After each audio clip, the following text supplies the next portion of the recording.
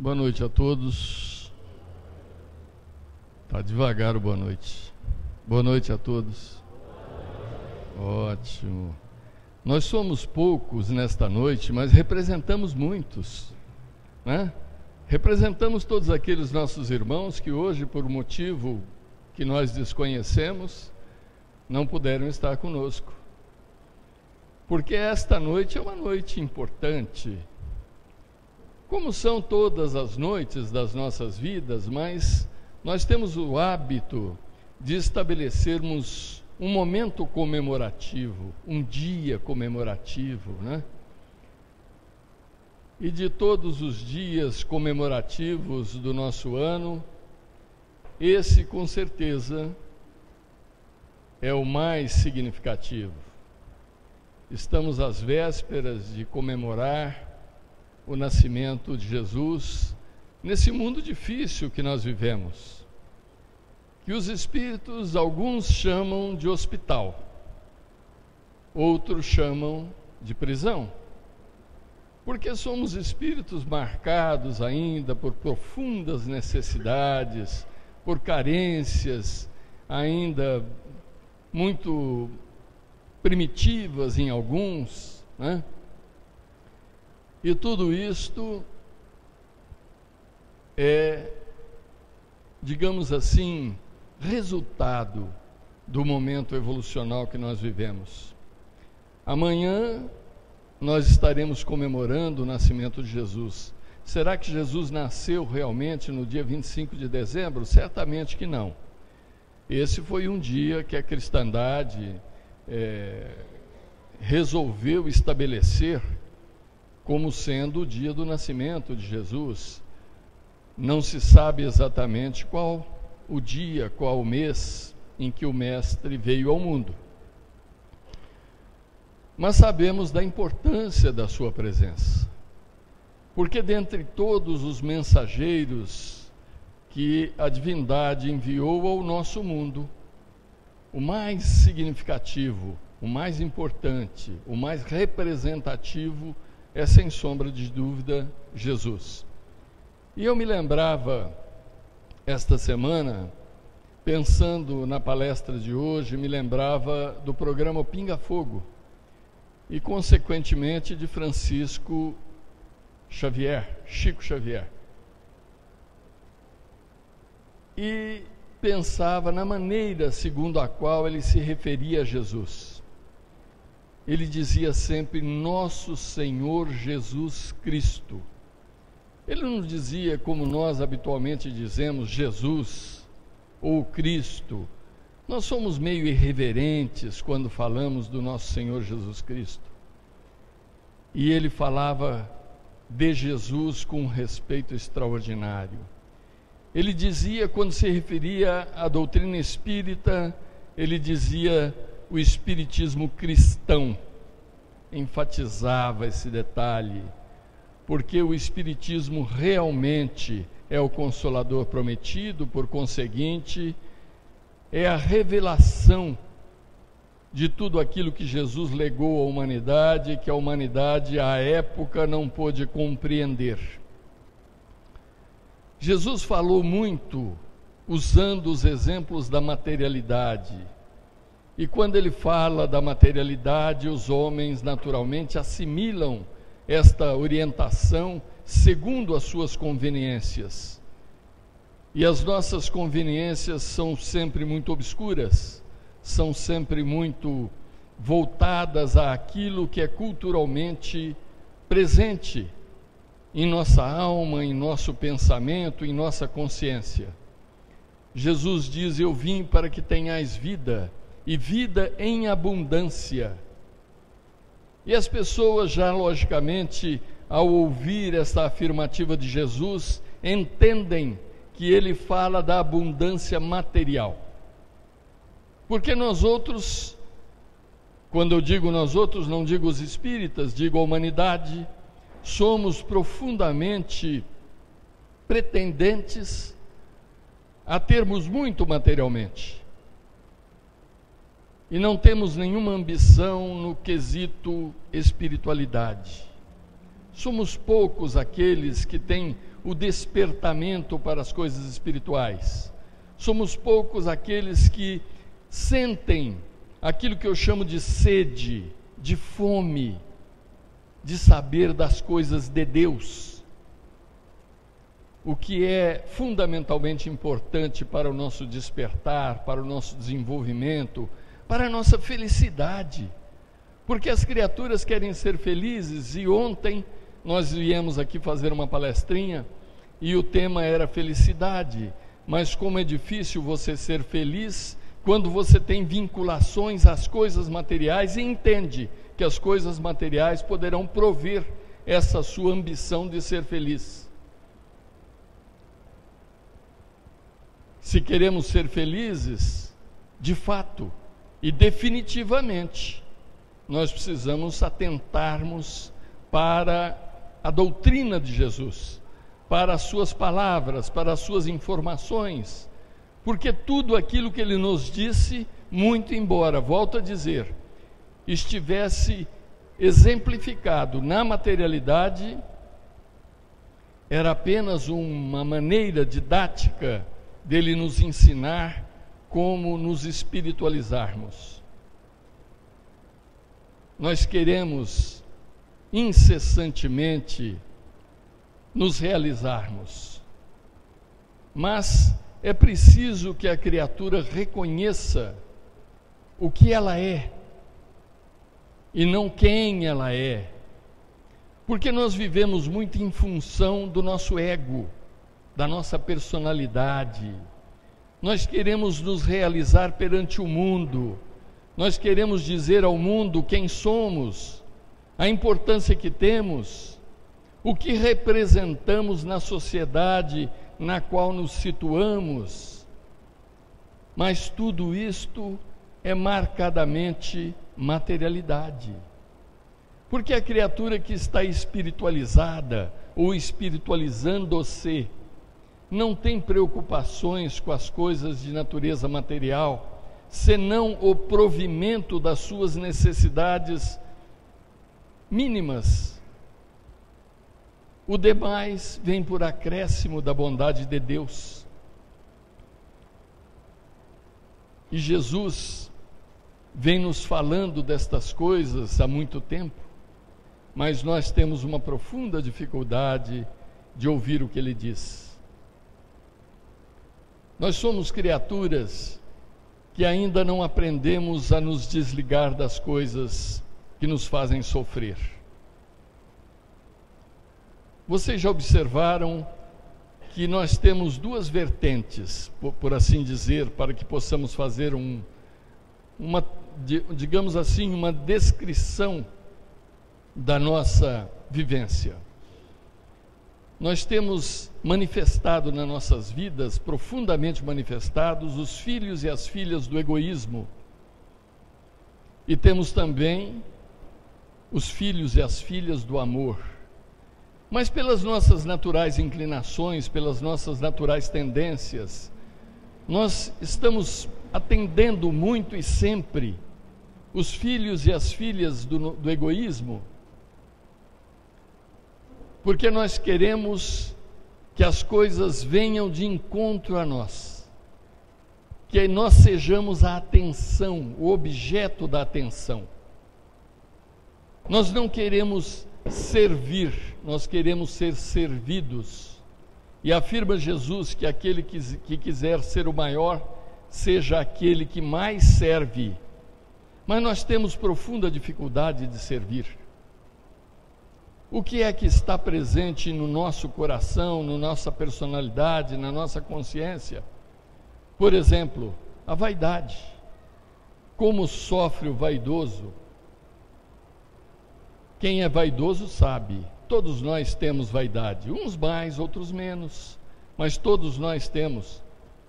Eu, quando era jovem, isso faz tempo, eu tenho 61 anos hoje, eu fui num aniversário, e eu cheguei nesse aniversário, tinha um sujeito com uma camisa igualzinha à minha, igualzinha, uma camisa de manga comprida, listrada, igualzinha à minha. Sabe o que eu fiz?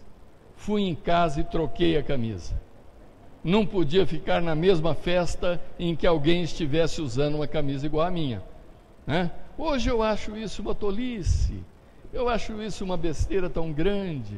O primeiro emprego que eu arrumei, o gerente da loja falou assim para mim, era lá no centro da cidade. O gerente da loja, eu tinha 17 anos, ele falou assim para mim: tá vendo aquela vassoura? Pega a vassoura, vai varrer a calçada.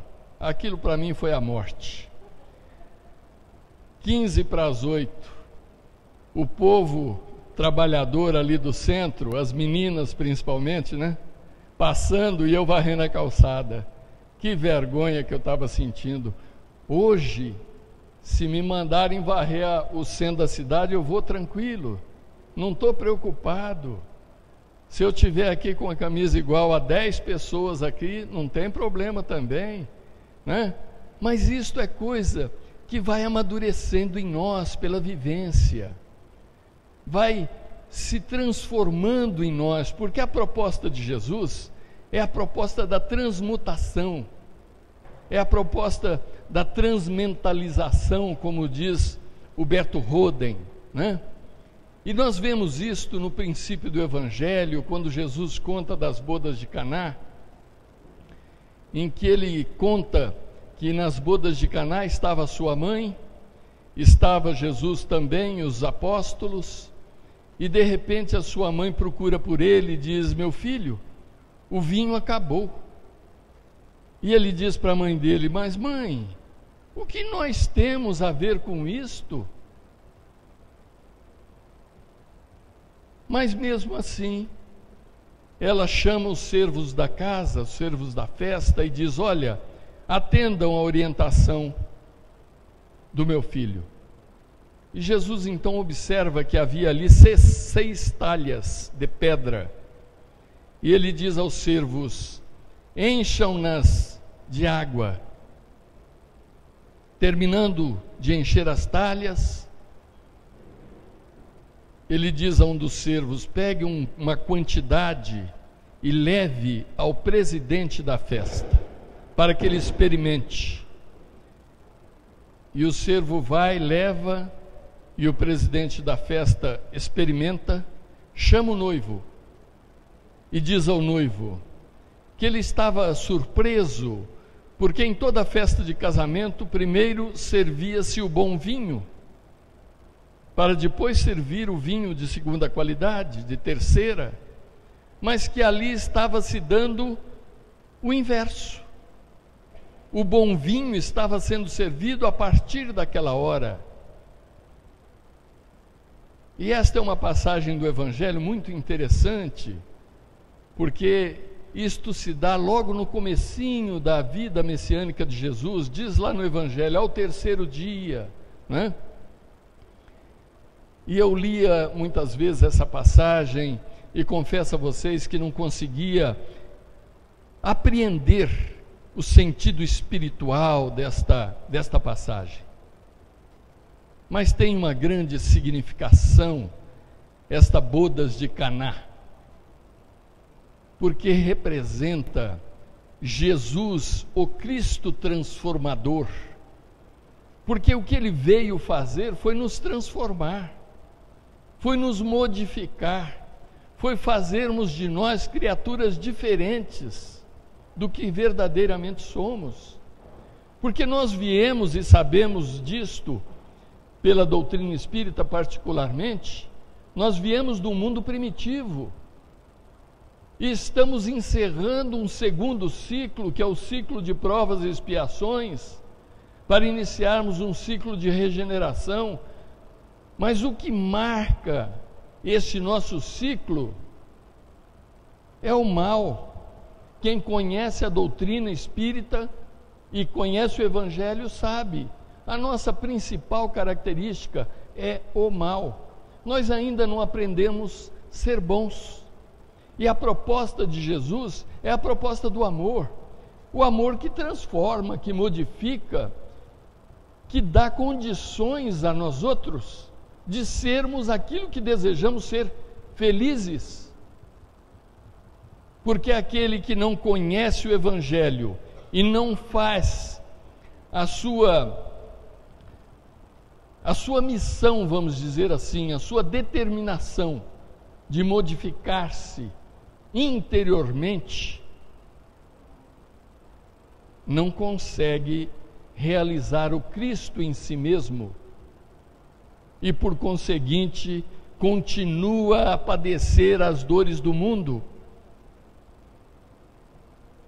porque nós vivemos padecentes das dores do mundo.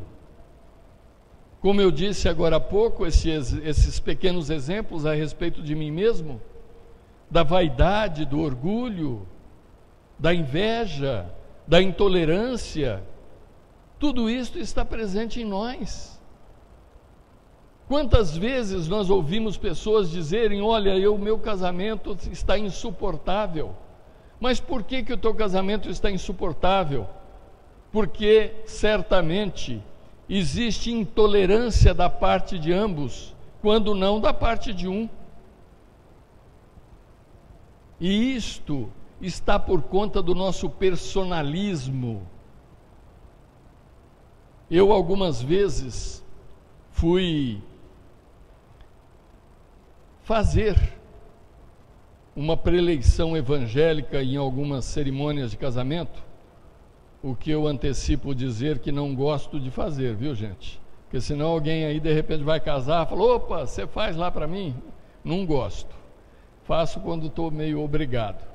Mas eu digo aos nubentes, aos noivos, digo à noiva: você ao casar-se, tenha a intenção de fazer o seu marido feliz. E digo ao marido: você tenha também a intenção de fazê-la feliz, porque isto nasce do amor. Isto é fruto do amor, querer fazer o outro feliz. Agora, se a pessoa casa-se com a intenção de que o outro o faça feliz e vice-versa, já não vai dar certo, porque isto é filho do egoísmo. E o egoísmo não nos traz nada de bom, não constrói nada, não modifica nada, não representa senão o nosso atraso espiritual. Então, meus irmãos, a proposta de Jesus é o amor. Mas a proposta de Jesus é difícil, porque amar é algo que não se ensina. Por mais que eu fale nesta tribuna, por mais que os oradores outros falem a respeito do amor, serei incapaz de ensinar a quem quer que seja o que é amar. Posso dizer que amar é doar-se, e de fato é. Madre Teresa de Calcutá doou-se a vida toda, e doou-se feliz por doar-se, mas era uma criatura que já tinha desligado-se das amarras do mundo. Ela já não tinha as pretensões que nos são comuns. Todos nós queremos aquilo que o mundo nos oferece. E Jesus, após o batismo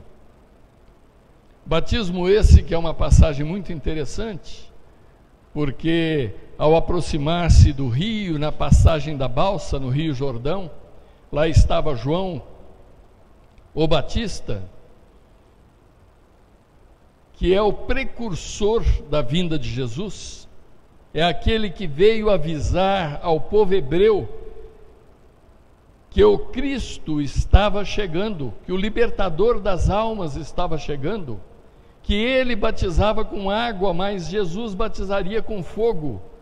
Por que fogo? Porque o fogo é o elemento purificador. E Jesus aproxima-se da passagem da balsa à tarde, e João, o Batista, que era seu primo, diz a ele que não era digno de batizá-lo, nem mesmo de desatar-lhe as sandálias. E Jesus diz a ele que fizesse o que lhe era devido fazer, porque constava nas Escrituras que assim deveria ser. E ele batiza Jesus, e naquele momento narra o Evangelho, surge do céu uma luz em forma de pomba, descrita como tal, e muita gente acha que de fato é uma pombinha, mas não é não. É uma luz, e uma voz ecoa no ambiente: eis o meu filho amado em quem me comprazo. A partir dali, Jesus se retira para o deserto, conduzido pelo Espírito. O Espírito de quem? Espírito de Deus.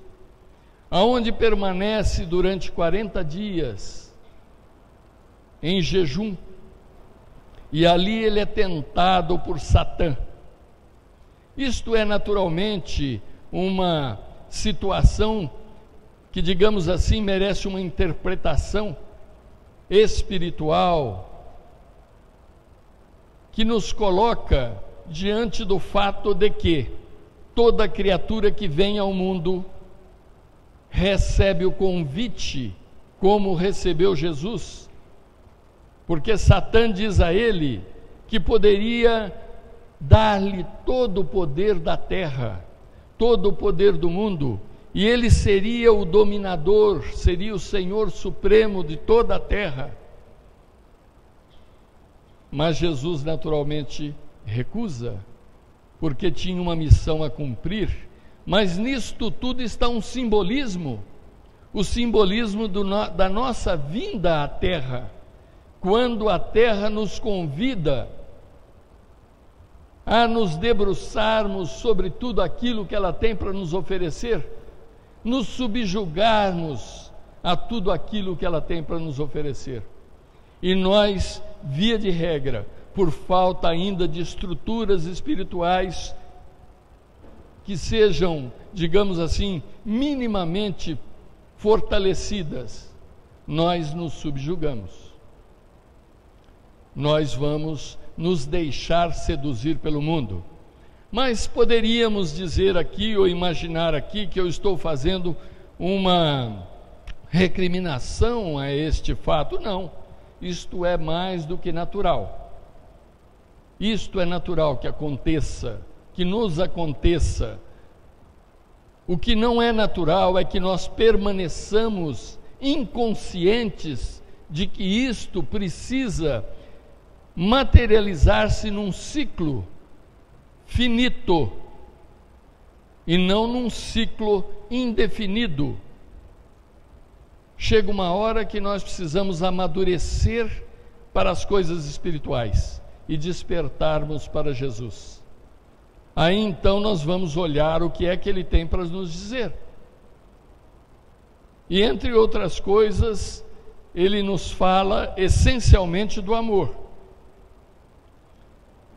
Ele nos fala que nós precisamos, como diz o Evangelho, aprendestes o que foi dito: amai o vosso próximo e odiai o vosso inimigo. Eu, porém, vos digo: amai o vosso inimigo, fazei o bem ao que vos deseja o mal, bendizei aqueles que vos maldizem, orai por aqueles que vos perseguem e caluniam, para que possais ser chamados filhos de Deus. E na sequência ele fala da questão do nosso amor. Como amamos? Ele nos diz que é fácil amarmos aqueles que nos amam. É fácil sermos amigos daqueles com os quais temos afinidades. É fácil nos envolvermos com aqueles que estão no mesmo padrão que nós, que nada podem exigir de nós. E como nós fazemos justamente aquilo que Ele recrimina, que Ele nos orienta que façamos ao contrário. Nós queremos amar a pessoa que é amável. Nós não queremos amar a pessoa que é irascível, a pessoa que é difícil, a pessoa que é complicada. Nós não queremos amar essa pessoa. Nós queremos hostilizá-la. E quando nós a hostilizamos, nós fazemos um trabalho de, digamos assim, de acrescentarmos naquela situação um fermento nocivo que faz crescer ainda mais aquele mal. como é difícil amar aquelas criaturas que estão particularmente na nossa família. Porque Jesus ensina nas suas parábolas, que são parábolas muito educativas, ele nos fala da parábola do bom samaritano. E nós temos ouvido aqui muitas definições a respeito desta parábola. Mas eu vou dar a minha. Acho que eu tenho direito. Né, Hipólito? O bom samaritano, a parábola é aquela do sujeito que foi assaltado, estava largado na beira da estrada, todo ferido, todo machucado, e por ali desce um sacerdote, passa ao largo, observa o necessitado ao chão, passa ao largo. Passa uma outra criatura, também passa ao largo. E o samaritano, que era tido pelos hebreus como uma pessoa sem religiosidade, aproxima-se, unta-lhe as feridas com azeite e vinho, coloca-o sobre o seu cavalo, leva-o até uma hospedaria, entrega-o na mão do dono da hospedaria, recomenda que ele seja cuidado e que entrega uma quantia em dinheiro para pagar as despesas e orienta o dono da hospedaria, se a despesa fosse maior, na volta ele ressarciria o dono da hospedaria. E a pergunta que fica é a seguinte: quem é o nosso próximo? Já ouvi muitas definições aqui. A última que eu ouvi foi que o nosso próximo é toda a humanidade. E de fato, de certa forma, é. Mas eu entendo que o nosso próximo, já que o entendimento da maioria sobre a questão é que o próximo é aquele que tem uma relação afetiva conosco, a começar pela família, né? Desdobrando-se pelos amigos. Este é o entendimento comum de quem é o próximo. Mas o próximo, na verdade, no meu ponto de vista, é toda criatura que se encontra dentro do fluxo natural da vida, da sua movimentação constante, em que nós estamos indo daqui para ali, dali para aqui. É aquela pessoa que está diante de nós em qualquer momento, em qualquer hora, em qualquer circunstância. Esse é o nosso próximo. Neste momento, vocês são os meus próximos, porque é aqui que eu estou, neste ambiente, e vocês estão próximos a mim. E a hora que eu sair daqui, se eu for à farmácia, o balconista da farmácia será o meu próximo. E se eu estiver cruzando alguém na rua e esta pessoa carecer de uma necessidade qualquer, este é o meu próximo. O próximo não tem conotação afetiva, tem conotação pura e simplesmente espiritual, humana, universal. As criaturas que estejam onde estiverem poderão ser, pela circunstância da vida, poderão ser o meu próximo num dado momento. E eu não devo me negar a ela. Porque o que é interessante é que o ensinamento de Jesus, ele ultrapassa o nosso entendimento comum. Ultrapassa. E nós ainda não compreendemos exatamente o que é que ele quer nos dizer. Quando eu digo nós, eu digo a humanidade. Amanhã é o seu aniversário e as pessoas estão todas muito felizes porque ele nasceu? Não. Porque o Papai Noel está promovendo a festa. Uma festa de troca de presentes, uma festa de comilança, de muita bebida e, por conseguinte, de muitos acidentes. porque a bebida é uma infelicitação nas nossas vidas por enquanto, né? Nós ainda não compreendemos o que nos é mal. Vocês querem ver um negócio interessante? Todos nós ficamos sabendo essa semana que alguém aqui em Olímpia ganhou 51 milhões. Todo mundo ficou morrendo de inveja desse felizardo que ganhou 51 milhões. Gente, ganhar 51 milhões da noite para o dia é complicação. Não é felicidade. De jeito nenhum. Todos nós sonhamos em ter uma vida, tipo assim, a vida inteira sem problema nenhum. Nasci, cresci, me tornei adulto, morri e não tive problema. Sabe o que vai acontecer quando a gente retorna do lado de lá? Quem nos receberá dirá assim: não fizestes progresso nenhum. É o que nós vamos ouvir. Agora, quando a vida nos traz um monte de dificuldades, de problemas, ela nos educa, ela nos ensina, ela nos torna criaturas capazes de compreender coisas que são tão básicas. Eu aprendi tanta coisa nascendo pobre, tendo que trabalhar e muito, tendo que pagar o meu estudo, estudando à noite. Tudo isto foi sofrido, foi, mas valeu a pena. O meu filho hoje me liga para me pedir orientação. Papai, o senhor já tem experiência, o que o senhor acha disso, o que o senhor acha daquilo? Graças a tudo que eu vivi. E todos nós que temos o cabelinho branco aqui, ó, sabemos disso, não sou só eu que sei disso. Né, Fernando? Nós que trabalhamos numa empresa que nos educou tanto, que nos orientou, que nos tornou criaturas responsáveis, porque o trabalho nos educa, nos ensina a ser responsáveis, nos ensina a ter respeito pelo outro. E Jesus diz assim: o meu Pai trabalha até hoje e eu também trabalho. O trabalho é fundamental.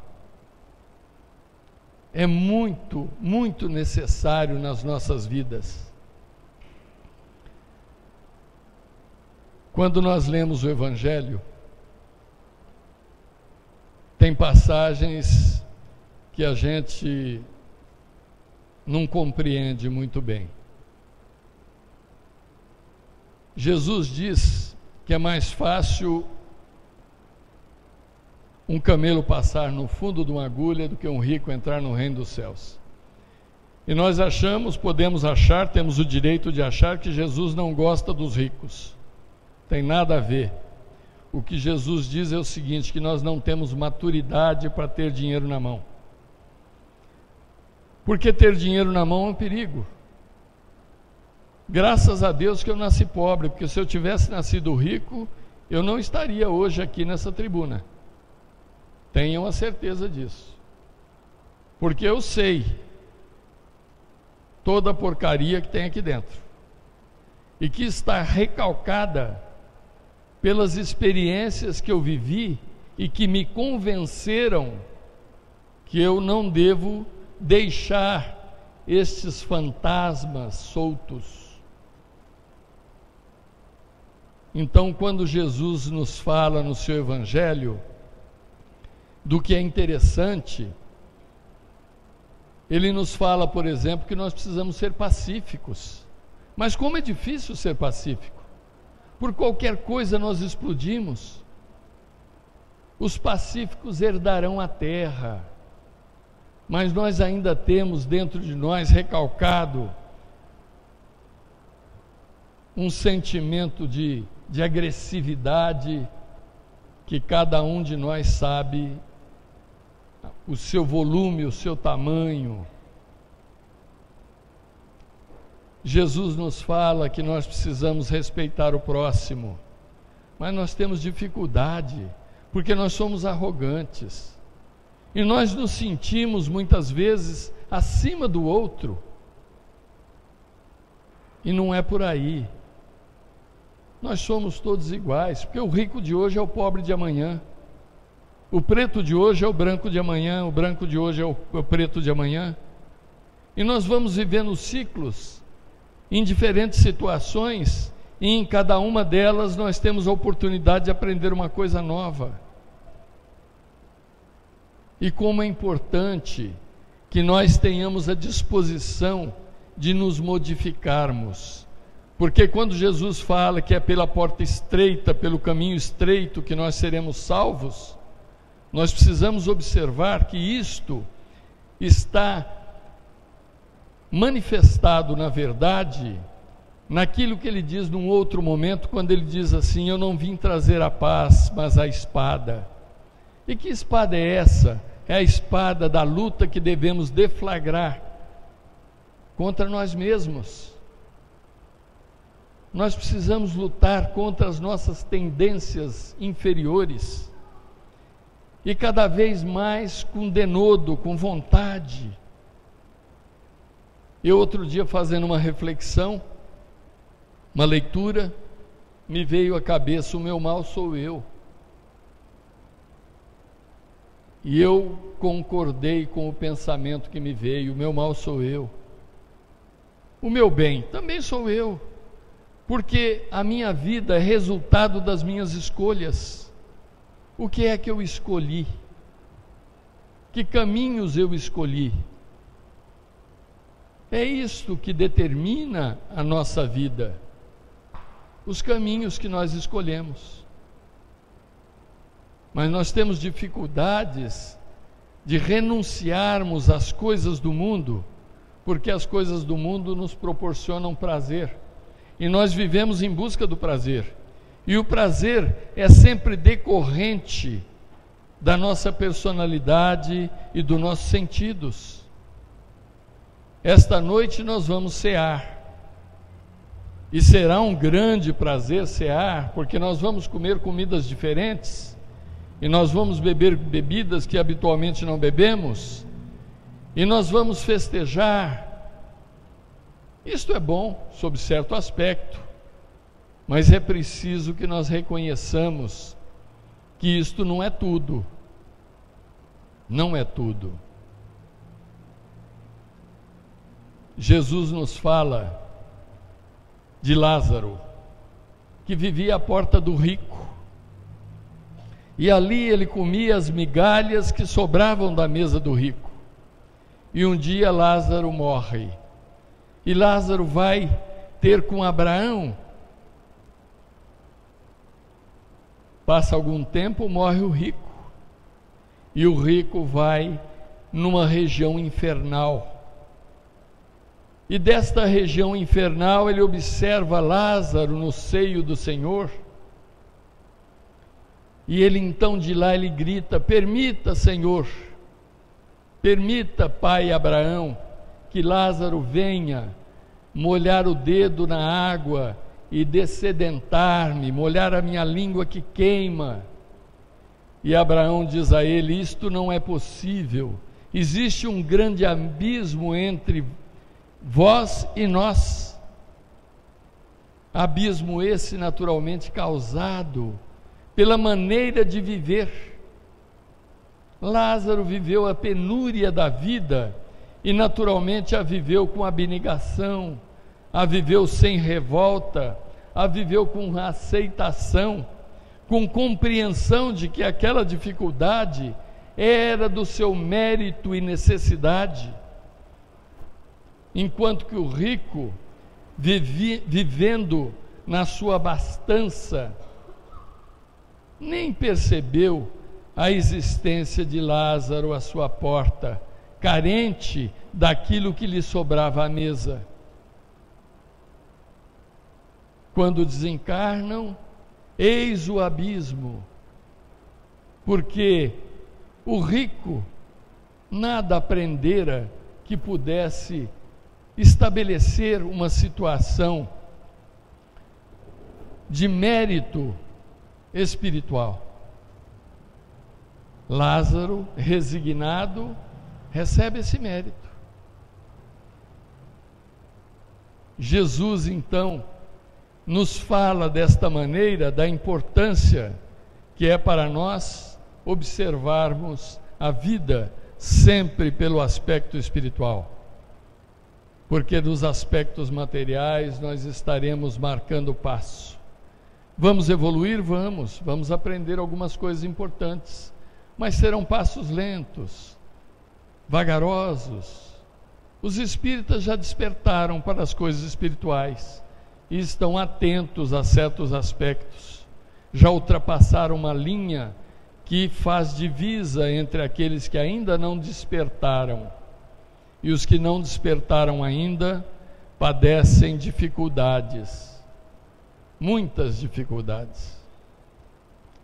Agora, o importante, o mais importante, não é nós estarmos comemorando amanhã o nascimento de Jesus e a nossa vida seguir cotidianamente com tudo aquilo que lhe é característica. O importante é que Jesus nasça na manjedoura do nosso coração todos os dias, para que a nossa vida possa realmente transformar-se, para que a nossa vida possa realmente ganhar novos ares, tomar novo sentido, para que nas coisas mais simples do cotidiano nós comecemos a vivenciar a orientação do Cristo. Quando nós dizemos bom dia, nem todo mundo fala bom dia quando pela manhã defronta-se com a esposa. Mas é interessante dizer bom dia, é um desejo que ela tenha um bom dia e vice-versa. Para os filhos, quando recebemos alguma coisa que alguém nos faça, que nós agradeçamos, muito obrigado. Quando vamos pedir alguma coisa, peçamos por favor. Que tenhamos estas pequenas delicadezas que fazem a diferença. Quando encontrarmos alguém pela rua, que tenhamos o prazer de encontrá-la e ao deixá-la, a deixemos mais feliz do que a encontramos. Que não tragamos na nossa fala, na nossa conversa, nada que seja degradante.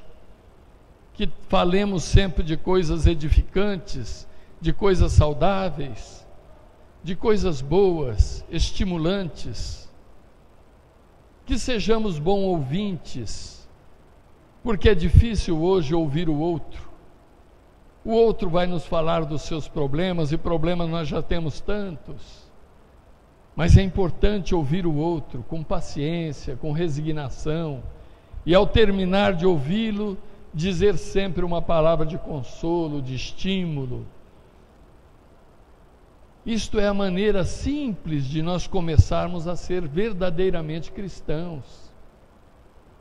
Em qualquer lugar que estejamos, tenhamos sempre a compreensão de que as pessoas todas com as quais nos encontramos e convivemos são tão filhos de Deus quanto nós.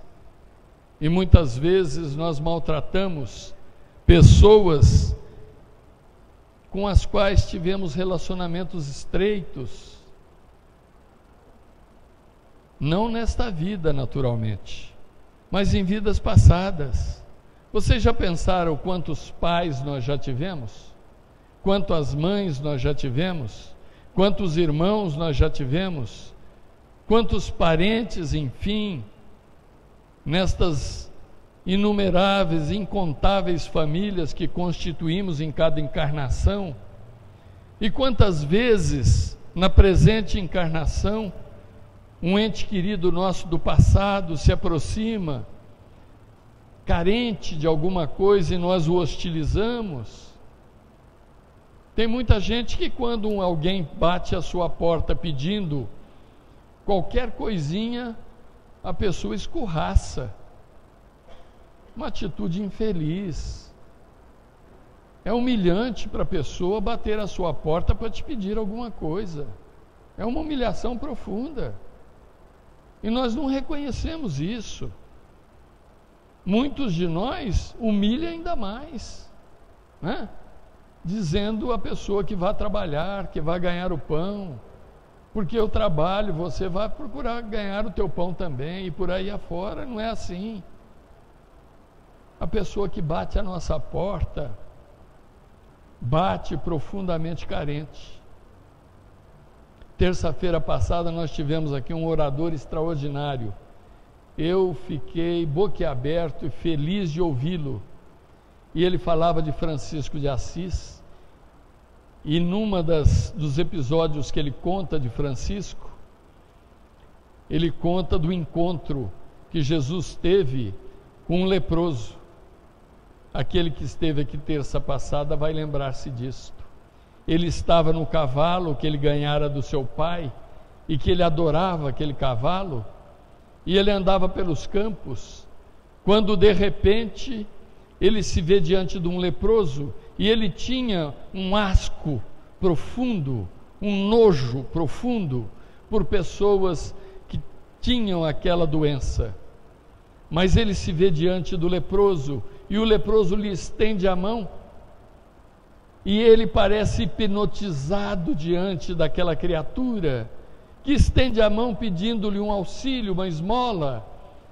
E todo nobre carregava à sua época uma bolsinha com dinheiro, e ele tira uma moeda da bolsa para entregar ao leproso, mas o magnetismo era tão grande, tão profundo, que ele desce do cavalo, aproxima-se do leproso, coloca-lhe a moeda à mão, mas não consegue retirar-se da sua presença.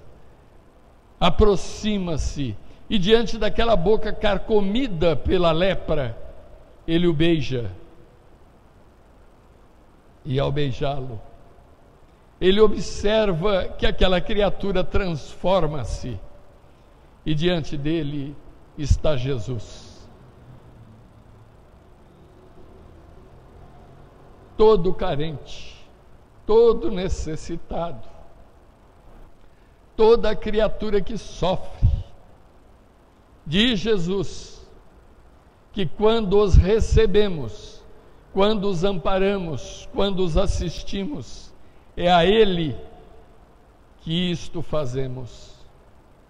Mas como tem sido difícil para nós outros compreendermos a importância deste ato generoso de amor, amor sem reservas, sem barreiras, sem preconceito, este amor que está essencialmente dentro de nós, aguardando que possamos, que ele transborde e que ele nos domine a vida, para que o Cristo possa estar em nós. Como Paulo disse um dia: já não sou eu quem vivo, o Cristo vive em mim. Paulo não disse Jesus vive em mim, porque a maioria das criaturas entendeu que Paulo referia-se a Jesus. Não, Paulo refere-se ao Cristo, a essência divina que está dentro de todos nós. O Cristo está em nós. Cada um de nós tem essa essência crística dentro de si mesmo. E quando Paulo diz que já não sou eu quem vivo, o Cristo vive em mim, ele revela a nós outros a plenitude da sua realização espiritual. E é isso que nos falta, a busca da realização do Cristo em nós. É difícil, é sofrido, mas é necessário que façamos o empenho em cada existência, em cada encarnação, que nós possamos retornar ao mundo espiritual no dia aprazado a cada um, e sejamos recebidos por aqueles que nos amam, e eles nos felicitem porque terminamos uma jornada vitoriosos. Porque muitos são aqueles que, ao retornarem, são lamentados. Fulano, você falhou de novo. Você se deixou convencer pelo mundo. Para encerrar, eu vou contar para vocês um episódio. Eu gosto muito de ver a Globo News. E há algum tempo atrás, eu ligo na Globo News e estava lá aquela repórter Leila Sterenberg, entrevistando um rabino, um senhor aparentando mais de 70 anos, cabelos brancos, barbas brancas, uma pessoa muito culta, formado em química, em física, além de ser rabino.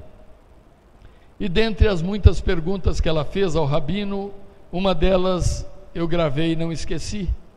Ela pergunta ao rabino: como é que o senhor acha que nós, na nossa contemporaneidade, seremos vistos daqui a um século? E ele calmamente responde a ela: olha, minha filha, eu penso que a nossa lembrança será lamentável, a lembrança do nosso tempo será lamentável, porque nós somos cultores do Deus do dinheiro. Nós somos cultores da deusa do sensualismo. Nós somos cultores da deusa da vaidade. Nós somos, enfim, criaturas que ainda não compreenderam a importância da espiritualização.